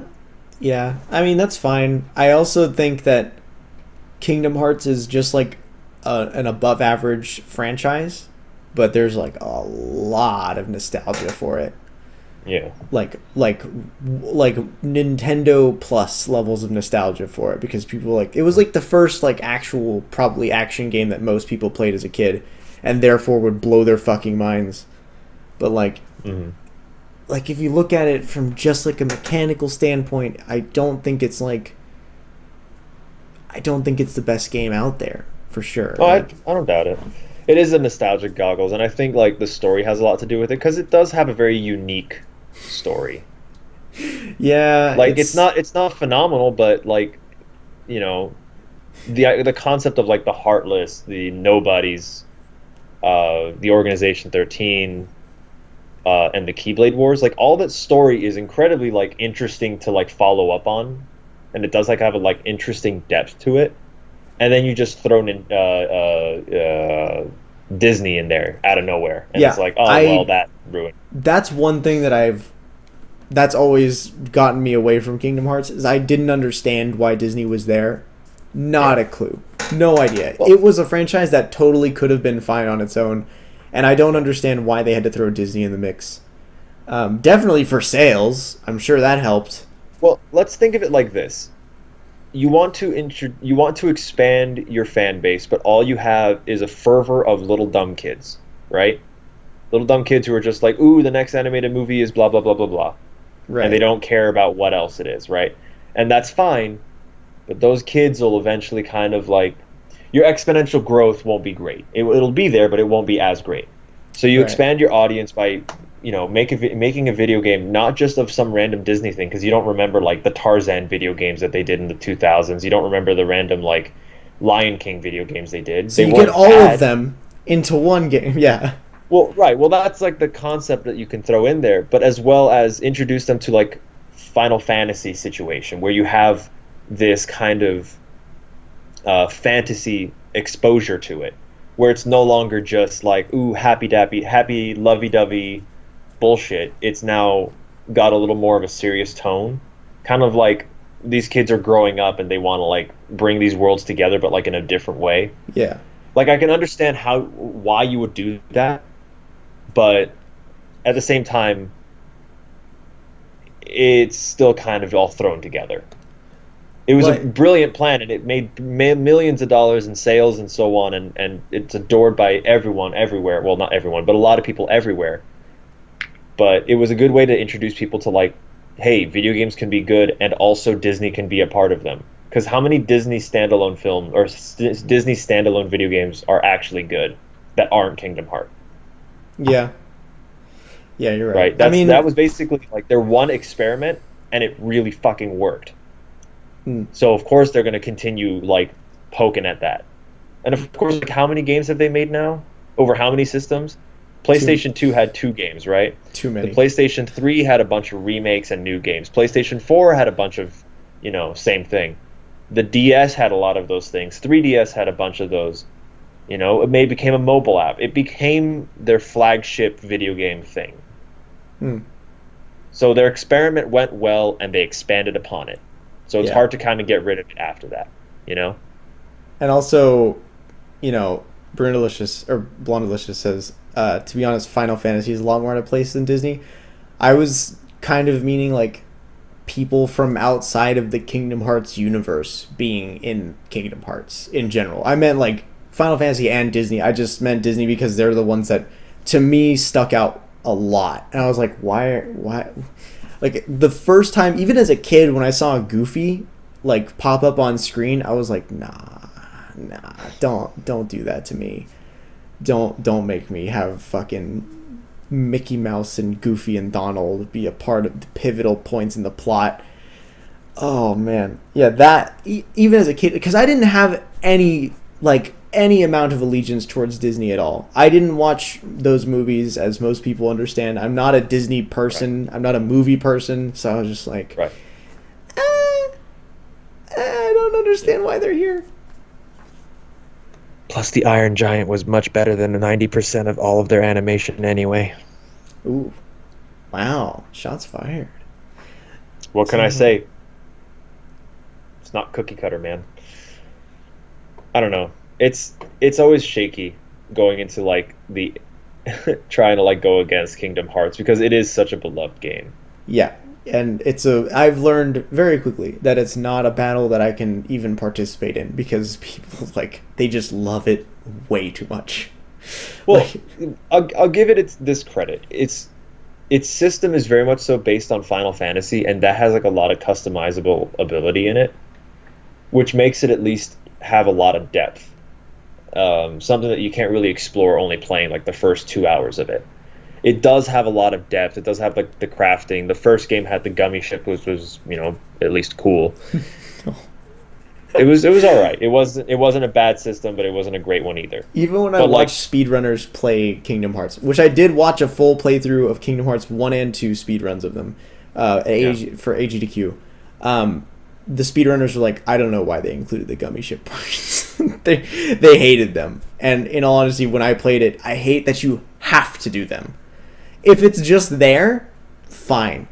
But the fact that you absolutely have to do them to progress is Well, they took it out of 2, didn't they? No. I thought they did. No, they did not.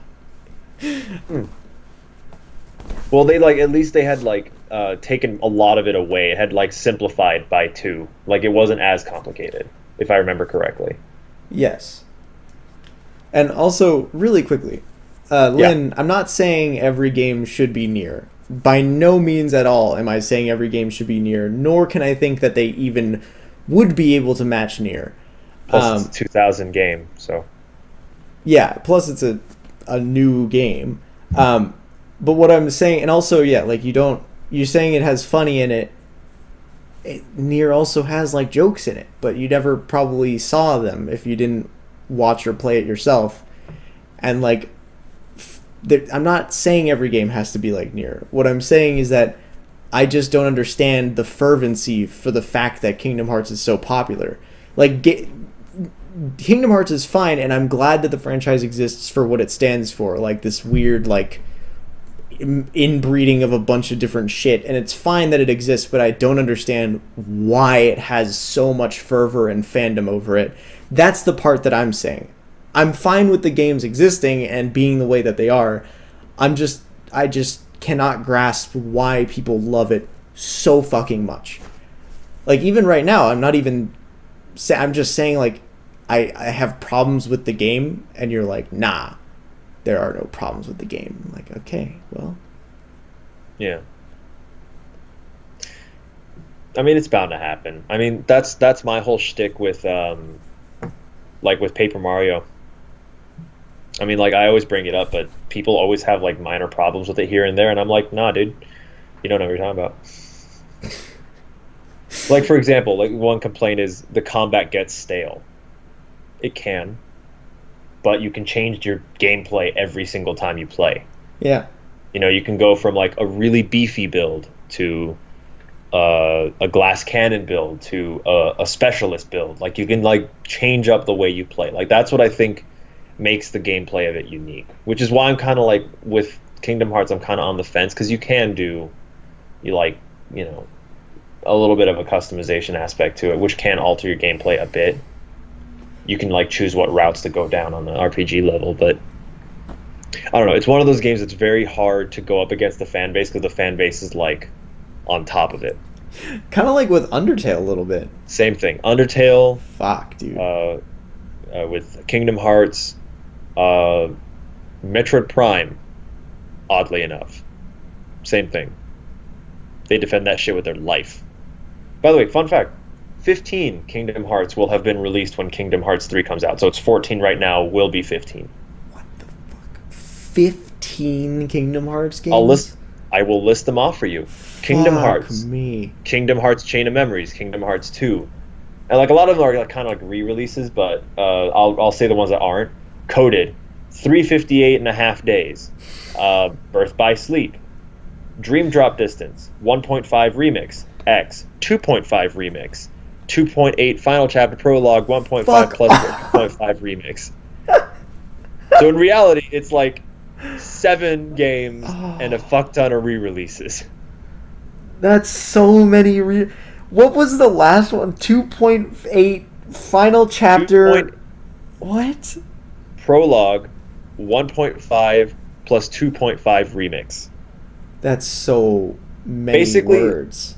Basically, 2017, that game is coming out. It's probably going to be all the story you need going into 3 kind of thing. Honestly, just going to wait 6 months, and then they'll release 3.56 over 8 divided by 2 Dream Drop ultra cut prologue half chapter, and then I'll just play that, and then I'll have everything. Well, you'd be amazed because both Kingdom Hearts and Kingdom Hearts 2 are the only two games that have like at least 2 years of just themselves and then like other games going on. So I'm guessing like after Kingdom Hearts 3, like a lot of people are going to play through it and probably adore it. Although we live in a very critical time, so it might not be as like critically acclaimed. But anyway, people will buy it. Doesn't matter. So they probably won't make like another Kingdom Hearts thing until like 2020. Because that's set to come out in 2018. Have you seen the footage for Kingdom Hearts 3? Like all the summons are rides at Disneyland, and I again, we will see. That's kind of what my concern is like. We'll see. Because they've had how many years? What is this? Over 13 years to develop this shit. So we will see how they do it and what they do. Right. You know? We'll see. I mean, like, all we can do is wait, you know? Wouldn't it be great if it was just an ARG and Kingdom Hearts turned out to be a gigantic fucking infomercial for Disney movies? Wait, wasn't it? Already? Got him. All right. Anyway, what is this Tron world? They had Tron before they made Tron Legacy, man. Like they made a Tron world in I think it was the Kingdom Hearts 2. Yeah, I saw it. I saw it during the speed run, and I didn't understand. Well, of course not. But like that was a thing that they had made back in like the 80s or 90s or whatever. And they just decided, hey, we're running out of shit to do, so there's that. Yep. We'll see, man. We'll see how it turns out. I mean, more power to them if they can make it work. But also, if they put Nier in Kingdom Hearts, I will fight everyone. I mean, actually, you know what?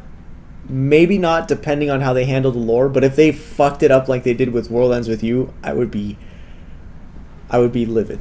I would be livid. Well, they do a pretty good job as far as like containing the lore within kind of stuff. Not with The World Ends With You. That made me sad because that game is amazing and they did like negative justice to it. Oh, that's a shame. The World Ends With You is a fantastic DS game. One of the best art styles I've ever seen. But yeah. I'm trying to like check it out. Oh, fucking okay. I remember now. And I mean, I was not sure what you were talking about. Yeah, as a kid, that was one of the best stories I had experienced at the time. Right now, it's still decent. It's still pretty good. It's definitely not like one of the best stories ever, but it has some cool twists. It has some cool turns, and it's a very fun game still. Like it has a very unique combat system that is still nothing has even come close to that as far as mechanics wise when it comes to like uniqueness, and they did it well too, so that's good. But yeah. Okay, I gotcha. Also, they had a character who's a boss, and all of his attacks were math. So when he would dash past you, he'd be like, "So Zeta slow," and then he would shoot a bomb at you and be like, "You're out of your vector." It's fucking stupid, and I love it. That's so painful. He'd be like, "Infinity!" Fuck, dude, that character was amazing, though. Yeah. Real quick, chat, do you guys want a sponsor time today? I could probably make one up, but I don't know. We'll find out. But we'll do that in 10-15 minutes once you guys let me know if you want that or not. But you wanted to talk about PUBG. Oh, right. So they're adding a bunch of new stuff. Battlegrounds for people who don't know and watch this way later, because I know everyone in chat knows what it is. Yeah.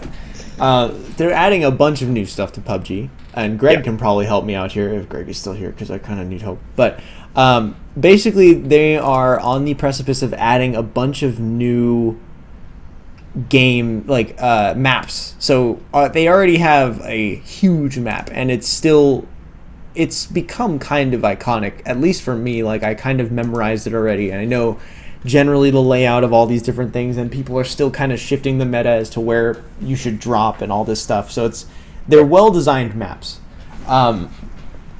The game itself has only one map though, and they recently introduced custom modes for streamers. And what they do is they're like, hey, you'll probably like this because it's really creative. But like basically like, hey, the streamers, like a group of 4 streamers, will drop down onto the island, and they get to loot for a couple minutes, and then we drop a bunch of zombies to come and chase them down with pots and pans to beat the shit out of them. And it's just really fun to watch because you have these streamers fighting off all their viewers and stuff, and it's pretty neat. But I'm a little worried because I hope the maps are up to par with the rest of. They said they want me to do the sponsor time, I guess.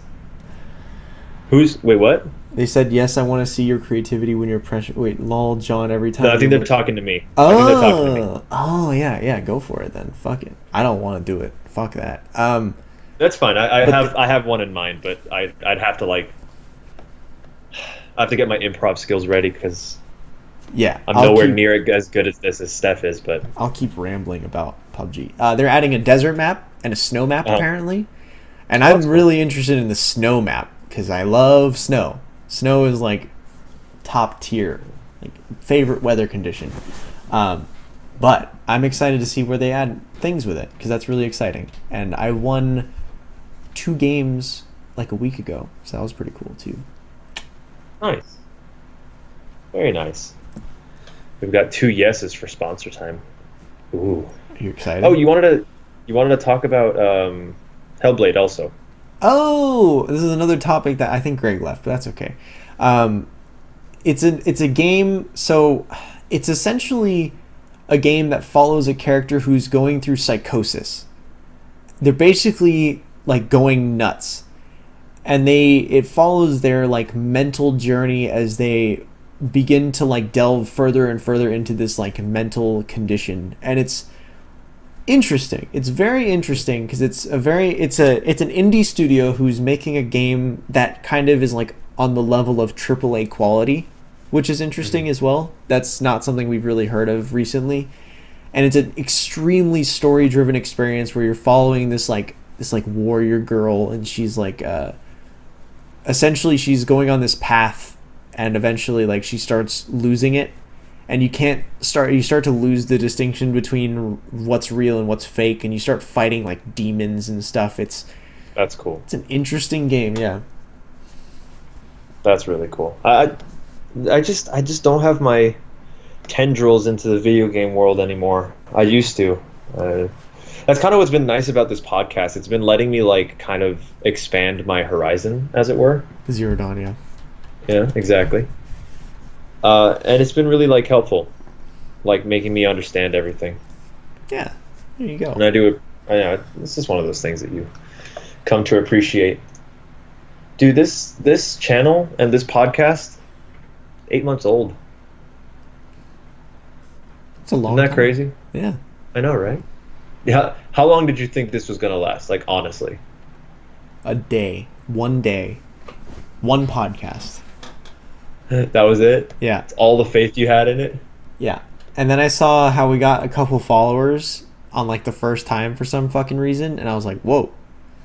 Shit. And then the second time when we had Steph on, we got like 10 people, and you were just like, geez. Yeah.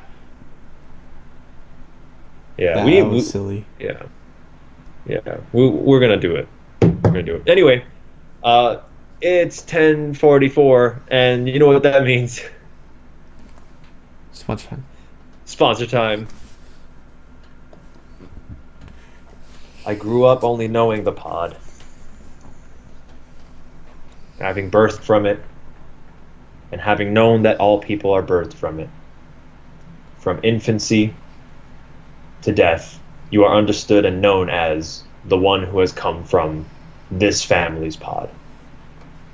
The expression peas of a pod comes from that exact idea. We are all part of one singular pod.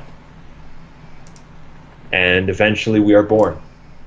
It takes its time. You know, you pod, we pod, I pod. Fuck off. Listen to music in the pod today. That was pretty good. Thank you. I just nice, short, and sweet. I wasn't quite sure where to go from there, but Honestly, since you ended it that early, I didn't expect it, so that was good. yeah, I figured the comedic timing was just right. So, so we can do one of two things. Fuck it, we're doing the other thing. How about we answer? Because I think we can get through 2 questions of the week to get to 11. Because we got like a bunch from Lynn. Which, thank you by the way, Lynn, for the bunch of questions of the week. You have us stocked and ready to go for next time. Let's see if one question can take us to the end first, and then we'll judge it from there. Okay, so I'm pretty sure we answered earliest game you remember playing and so on. Like, we know that. That's all right. From Lynn, thanks Blondelitions for your question of the week. Hi sweeties, what game character do you hate the most and why? It can be your top 3 if you want. Have fun, Lynn. Oh, I hate the most. Oh, there's a few. I could be like Sora. Fuck Sora from Kingdom Hearts. Well, I mean, honestly, I don't really care much about Sora. He's just kind of okay. Let me think. Do you have an answer? I'd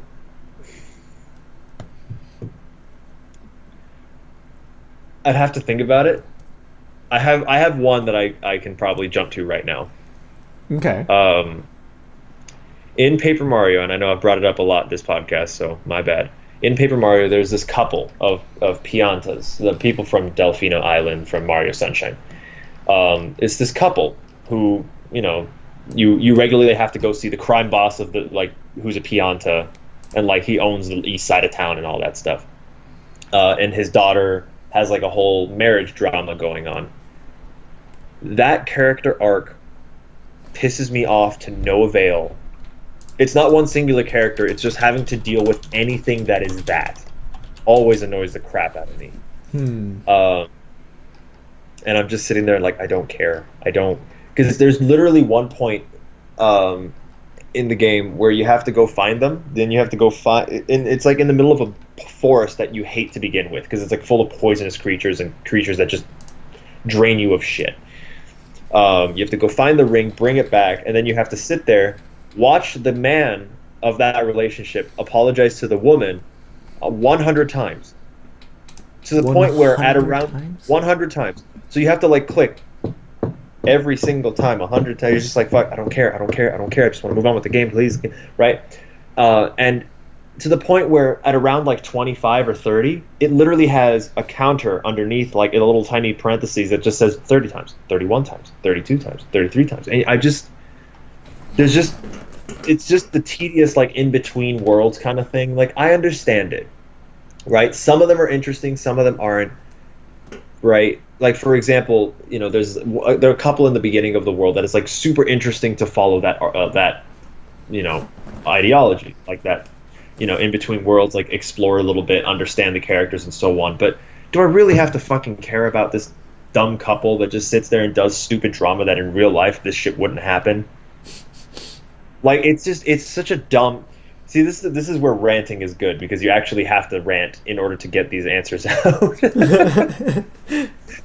All right, so I guess we have to give 3 each. So that's 1 for me. What about you? Give me I one. thought of 2 so far. So just give me one of them. Okay. One of them is Unbreakable Patches from Dark Souls 3. This motherfucker. He throws your boy Sigurd of Katarina down a well, steals his armor, and then tries to trap you on the side with a bunch of enemies and giants, and then he's like, oh, I'm sorry. And if you gotta buy your friend's armor back from him, giving him fucking money, and then you give him back to your buddy, and this motherfucker then runs away and tries to lock you in a tower to kill you. I fucking hate Unbreakable Patches. And then, I mean, kind of spoilers, but who really cares about Dark Souls spoilers? And the DLC, he pushes you down and he was disguised as somebody else. He's a fucking bitch. I hate Unbreakable Patches so much. He's a douchebag. Fuck off. I hate him. I mean, I really wanted to kill him, but I didn't kill him because I'm not a that much of a jerk. Yeah. I don't want to sink to his level. You know what I mean? Yeah, I got you. Fuck that I'm guy. trying to think. Fuck, man. Top 3. Because the problem is, it's like I can't hate a character if the game did such a good job of making them out to be evil. Yeah, like I was thinking of like bad guys, and I was like, huh. Right? Like yeah, all of like, them are avoid fucking awesome. Yeah. shit. Think of companion characters. Because like I've got like a companion characters. Like, I mean, an obvious one would be fucking like Navi from Zelda, but I didn't play enough Zelda to care Oh, that's what it about was. that. The king in Legend of Zelda, the intro area. Oh. Did you not get annoyed at that? Like every time you try to pick up something, you're just like, "Shut up, I want it. Stop talking." I don't remember. I don't know if I played that one enough. What? Breath of the Wild? Oh, Breath of the Wild, that guy. Yeah. The old guy who's just like every time you do something new, he just comes in flying on his glider. You're like, fucking give me your glider. Shut up. Stop talking. Let me do the thing.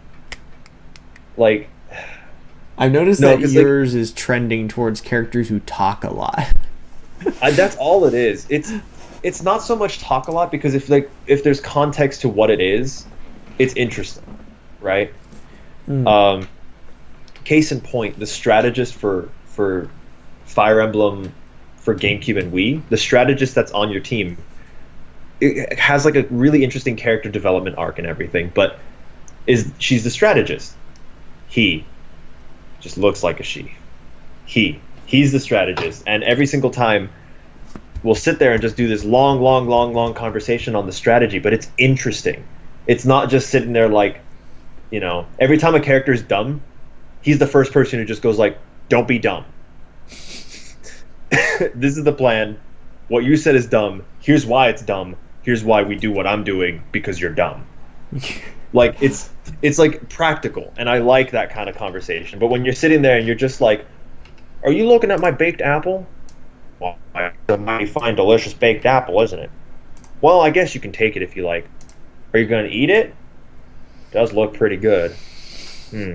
Right?" And then you go to the old man's torch, and he's just like, "Hey, you could take that torch if you like. You can set things on fire with it." No shit. What do you plan on doing with it? Doesn't matter what you fucking pick. It's just like, all right, well, don't do anything dumb with it.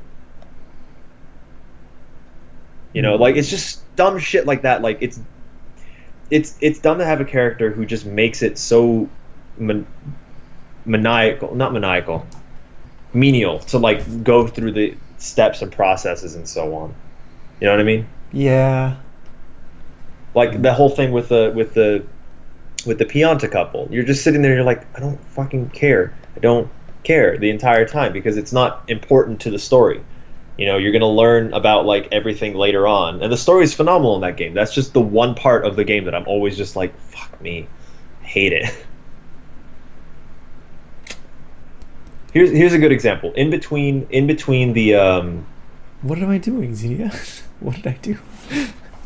For example, in between the arena and the dark world for Paper Mario, it like explains kind of the lore of the land, and it kind of leads into the story that you will be dealing with in the actual place, right? Right. Yeah. And then in the next zone, you're pressing "I love you" 100 times. Doesn't have freaking anything to do with it. Sorry. Anyway, your next person, go.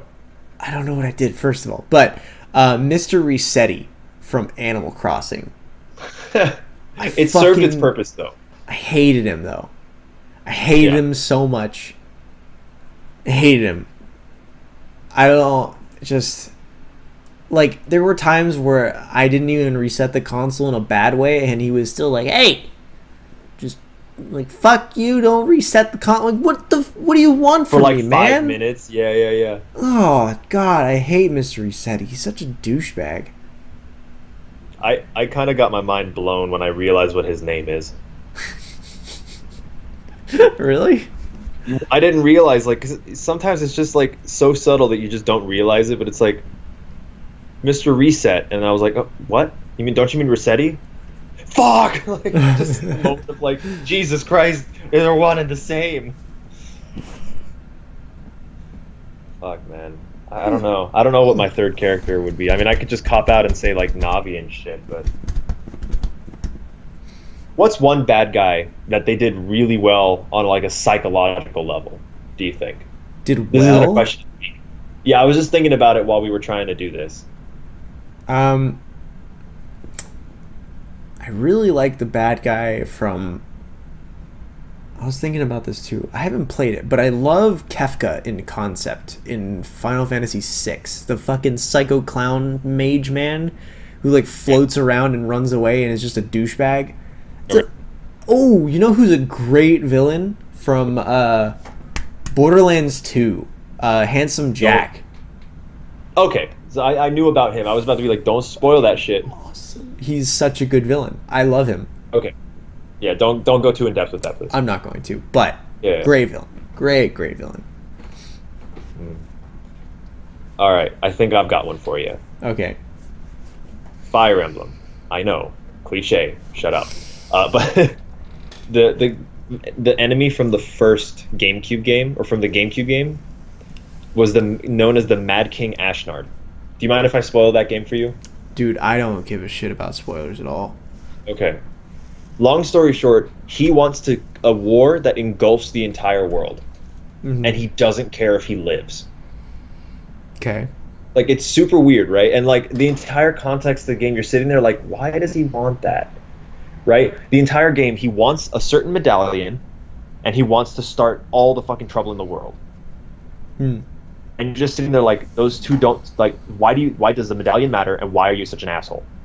Right. You come to find out in the Wii game that the medallion is a seal for the goddess of chaos. That if you cause enough conflict and war in that continent, it unleashes the goddess of chaos. His whole spiel was he wanted to cause that chaos, unleash the goddess of chaos, and then be allied with the goddess of chaos in like a new holy purging. And like, it's the kind of depth that you don't realize until you play the second game of how fucked up and how genius the bad guy of the GameCube game was. Because he didn't care if he lived or died. He just wanted that shit to happen, and it eventually did. Okay. Right? So like, his legacy lived on, and like, his underlings are kind of simple except for like the Black Knight, whose character is very fucking interesting. Right. But you know, like, they did a good job with those bad guys. They haven't quite reached those heights with Fire Emblem since. You know, Yeah. like, they haven't had a Mad King, you know, who's truly just fucking insane. They've only had like, oh, dragons are coming back, oh, or the undead are coming back. Like, it's just cliched shit. But a Mad King is very rare nowadays, I feel like, with games. It's always just they jump to like some massive threat, and they even did that with that series where they went like, oh, the giant god is coming out of nowhere, but they did that bad guy right. They did that final boss so well. Okay, cool. But anyway, I think that's a good stopping point. What do you think? Yeah, I think we're good.